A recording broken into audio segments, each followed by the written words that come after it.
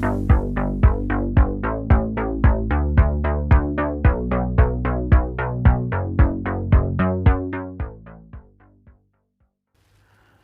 welcome here today again to the Emerald Coast Medical Association Medical Mastery Podcast. And we are very happy to have Chris Josten here. Now, Chris Josten is the CEO and director in all things of Curiosity Marketing, who's one of the long-time first of all, you've sponsored us through a lot of different things, but also you're also very helpful to our membership in a lot of different ways, doing all kinds of things, mass marketing and otherwise. Having said that, welcome. Well, thank you. Well, it's good to have you here. And, we'll get to some of the things that you're doing behind the scenes here in just a little bit. But first things first, tell us a little bit about yourself. Where are you from? Yeah, so moved here very young. My dad was Air Force, and he's moved here in the Air Force as a physician. And my goal was originally to go into medical school and follow in his footsteps. But you got smarter. Good. I don't know if I got smarter, but I got into chemistry, and let's just say chemistry was not my friend. Studied for 2 to 3 days straight, and 36 on my final exam, and I just went to him after that. And I said, this is just not for me. Yeah. So I went back to where my other passion, which was marketing, design, and that type of thing. So yeah, and so how long have you had your marketing design business? Yeah, so the agency turned 12. It'll turn 13 in January. Yes. So it's coming up on those years. It's gone fast. Feels like it's 2 years. One of the things that I've always admired about people like yourself that are kind of entrepreneurial is that it was hard for me to do those kind of things. In other words, the only way that I was going to make a living was going to have to be set up for me in some way, and healthcare training allowed for that. But you kind of stuck it out on your own and started this whole thing without any guarantees. Is that fair to say? It is, yeah. So it was a number of years ago before I started the agency. I worked out of St. Joe's, creative director over there for a small agency, and I missed my daughter's first steps, and the drive back and forth started to get kind of tedious, and so we started to look at different opportunities, and ended up getting a job over here, and then finally just said, I'm doing all the work for everyone else, and my wife Christy just goes, well, why don't we do it for ourselves? And sometimes those wives are insightful like that, huh? Yeah. Absolutely. And so we just decided at that point, we just stepped out, bootstrapped it from the beginning, and yeah, and it seems like with these kind of ventures that you do, it's kind of a groundswell. It seems like it's more organic growth that becomes sustainable over time. It's not this massive, huge success from the beginning. You've kind of had to build it up along the way. And in some sense, that's the best way to do it, right? It is. I mean, we always keep customer service front and center. Yes. Transparency is another big thing in our agency with data and analytics, and that we've always kept that front and center. Like if we're messing something up, we're going to let everyone know we're messing something up and then fix it and work a long way. So I love hearing that from this sense, and it's because it's one of my bugaboos that you'll hear on this podcast again and again, which is that I think healthcare has lost the concept that we are in the customer service business. And we've lost the idea of how to take care of our customers. And so that is something that we're going to harp on a lot. So to hear you say that you treat customers first, I mean, what else are we doing here? That's the best way to do this kind of thing. Now, what would you say your specialties are in the field of marketing? Mainly digital. So when we first started, we were full service. We did TV, radio, billboards, digital. It was too much. And over time, we've once going back to customer service, backed all the way up to just focusing on websites and web design, and have slowly added back into that. So web development, social media, online advertising, reputation management's a huge thing right now. Yes. So that's kind of our core offering. You might have your hands full with me just in general with that kind of thing. But it's also nice to see that you've been able to kind of chameleonize yourself to be able to move with whatever seems to be flowing. We have to. Yeah. The industry changes so quickly. I mean, we everyone talks about dog years. Now we look at it from a perspective of web years. The industry and what's required to be ranked well on the internet it changes so quickly. Yeah, and let's hone down on that first. If you say, I'm going to be looking, I just found out, I moved here from out of town. I had a kidney doctor where I was from in Arizona, and now I need a good kidney doctor here. How are you going to be able to optimize your customers to be able to see where, hey, whenever I'm looking for a kidney doctor, my eyes are going to come upon your practice? So first off, be a member of ECMA. Yes. We've done a very good job of optimizing their website where Michelle gets a lot of conversations and a lot of reach out of who should I go to see for this specific. But secondly to that, we do a tremendous amount of local listing management, local marketing from a perspective of mobile device detection and those things that help put you in the proximity or find the physician as in the closest to your proximity.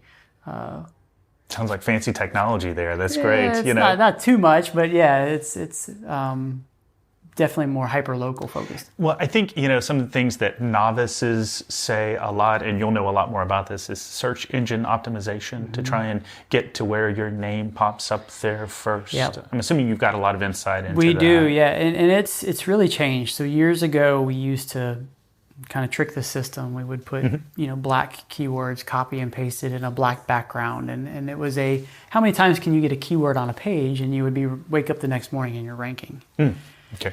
Now it's not that way. It's content. So it's generating blog articles. It's rewriting the content, making sure there's interlinking between pages. Yes. Just on the site side.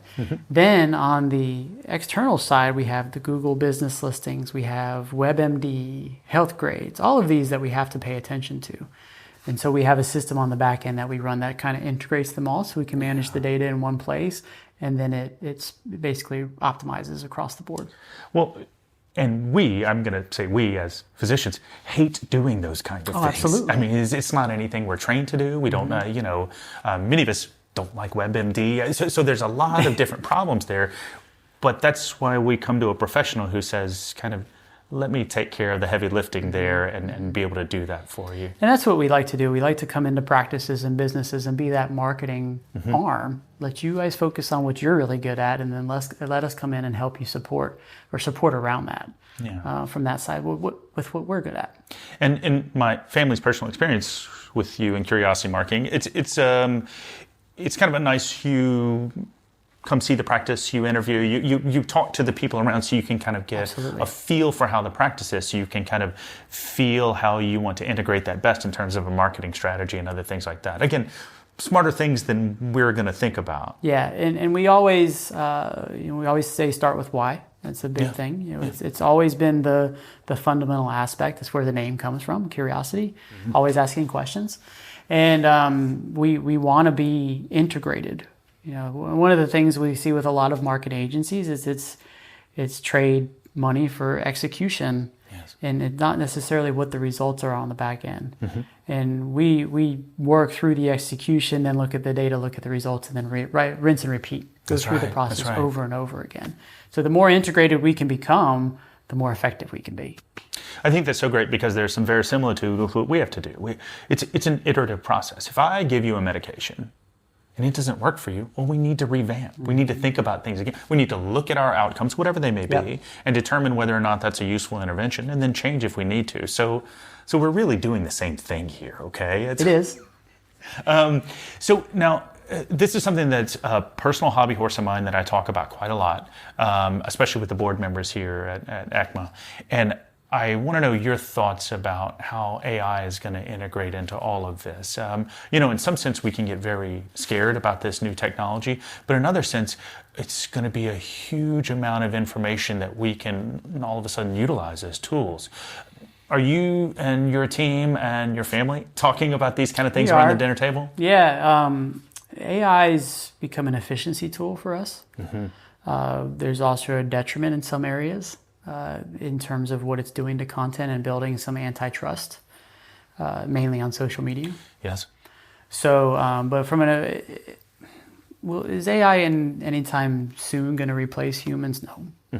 Is it going to be continue to build an efficiency tool and automation and help things maybe move a little bit smoother in the long run? Yeah.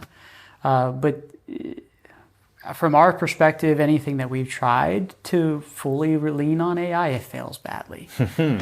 So it's just kind of that next step. And we're definitely using for an efficiency standpoint and some content prompting and some marketing strategy here and there, but not tremendously.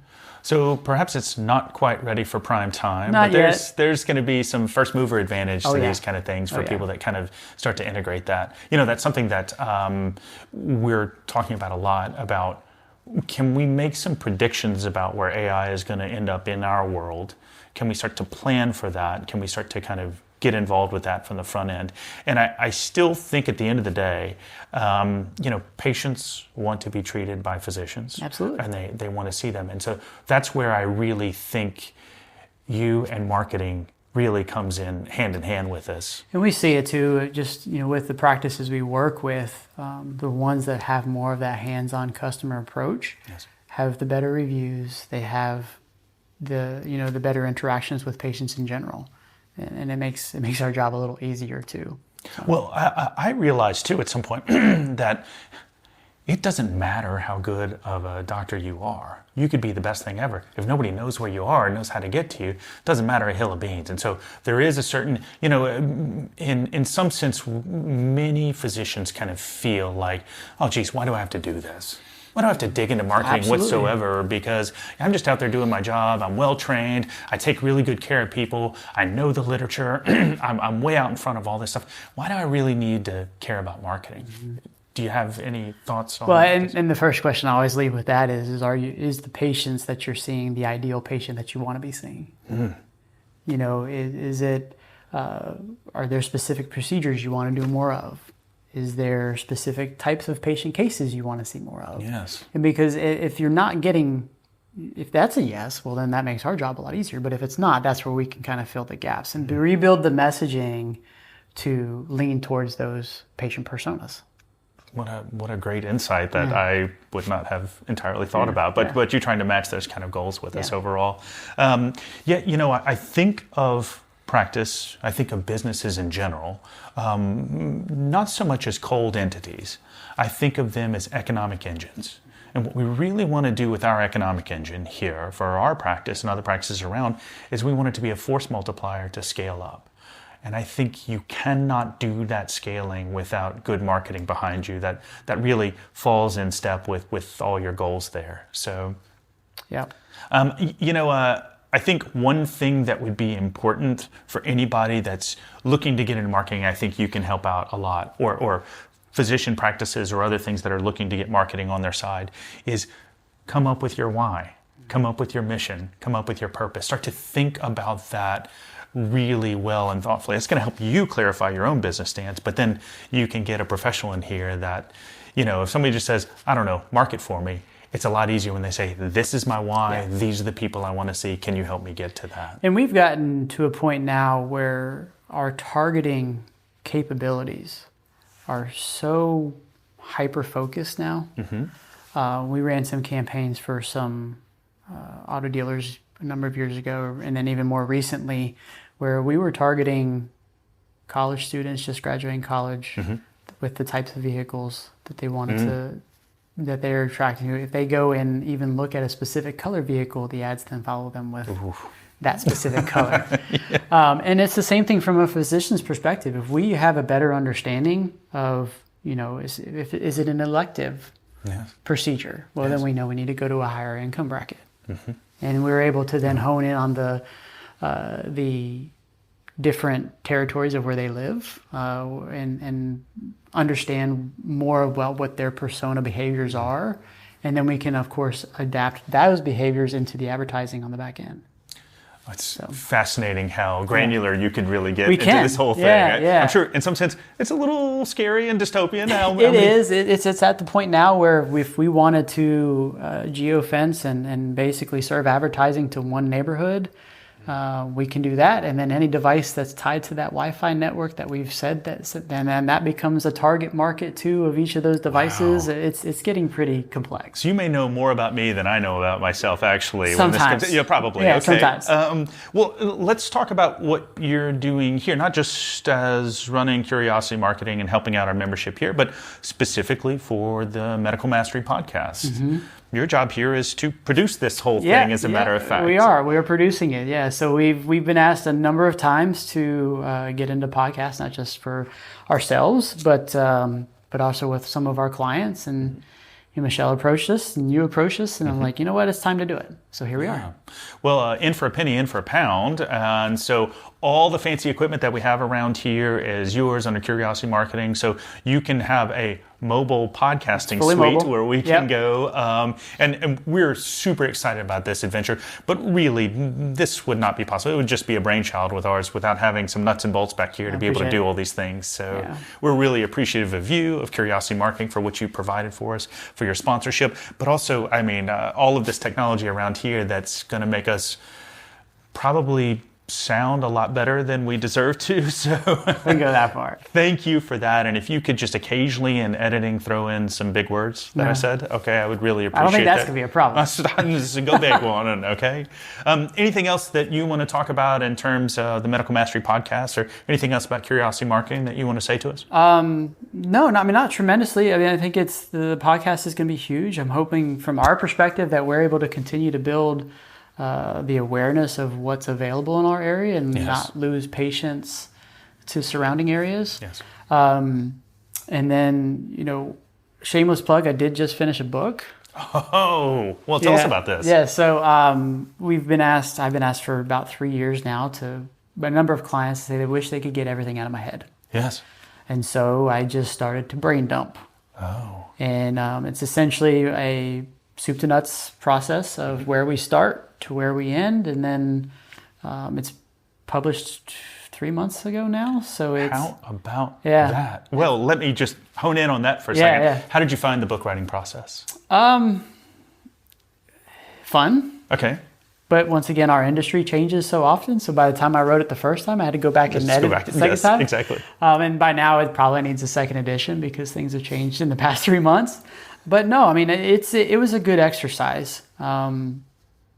Mainly just from a complexity of what we do standpoint, it really showed how much our team actually does. Yes. And how intricate each little piece is. Mm-hmm. Each chapter could essentially be expounded into its own book if we really wanted to. Yeah, and so that there's, again, some overlap with the team-based approach here, that, we tend to think physicians' offices, it's the doctor there that's seeing the patient. It's an entire cadre of team that makes that entire thing happen. Emerald Coast Medical Association is an entire cadre of people that are working in the background doing things that you would never even know in order to be able to get the things that we need to for our membership. And it's the same thing in your field. Now, were you regimented about writing? Was it an everyday, I had to do at least 3 hours worth, or how did that work? Well, it started that way. It's like, okay, we got the outline done. And then it was like, okay, I'm going to write so many pages a day. And then we got busy and life happened. And then I would pick it up. As it did. Well, it need to be rewritten. And then finally, it's about 6 months ago, I was like, no, it's time to just get it done. Mm-hmm. And I just sat down and just brain dumped everything within a 3-week period for the first day. Yes, well, it's so great to hear that you're just like me, and that as soon as I need to really study for boards, or if I need to do some big project, I'm immediately I'm going to clean under the refrigerator for a little while. It always takes the last second for me to really sit in on something and do it. So, incredible. So we've got author, CEO, business person, production, podcast capability. Is there anything that you don't do? I'm sure there's a lot.